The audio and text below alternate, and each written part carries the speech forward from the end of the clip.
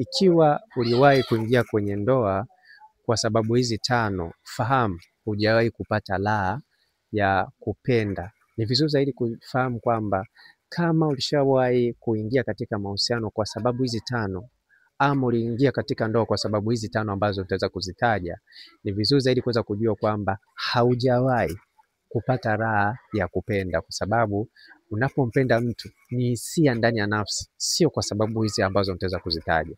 Na unapompenda mtu kuna raha ya kupenda jamani, yani kuna raha ya kupenda. Unapompenda mtu kuna raha yake, yani mfano kama mimi ninapompenda Rehema, kuna raha yake unavyompenda mwanamke, au unavyompenda mwanaume kuna raha yake. Lakini ukitumia hizi sababu tano ambazo utaweza kuzitaja, hauwezi kupata raha.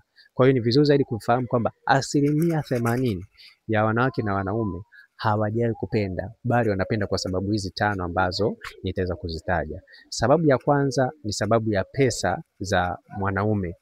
Hii ni mojawapo ya sababu ambayo inafanya wanawake wasiwahi kupata raha ya kupenda. Na pia sababu ya pili ni sababu ya mwanaume kupenda rangi ya mwanamke, mfano weupe, weusi. Kwa hiyo hii ni mojawapo ya sababu ambayo mwanaume yoyote hajawahi, yani yule ambaye alishakufanya hiki kitu hajawahi kupata raha ya kupenda. Na pia sababu ya tatu ni sababu ya mwanaume yani kwa sababu ya mwanaume kuwa na mali. Hii pia ni mojawapo ya sababu ambayo inafanya wanawake hawajawahi kupata raha ya kupenda.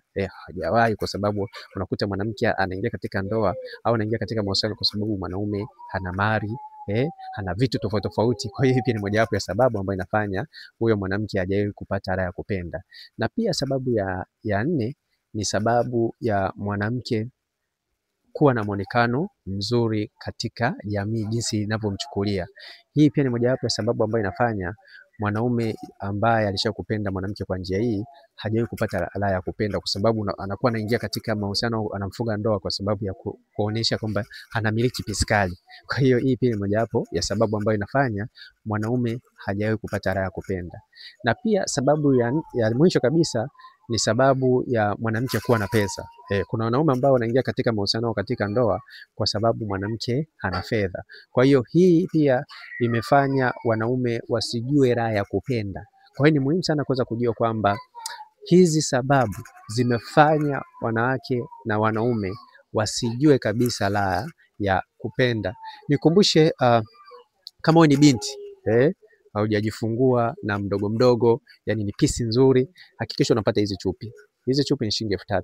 Ukichukua chupi 3, nitaweza kukupa darasa la kufanya mapenzi ukiwa umevaa hizi chupi, kwa sababu 90% au 100% wanawake pamoja na wanaume hawajui kufanya mapenzi.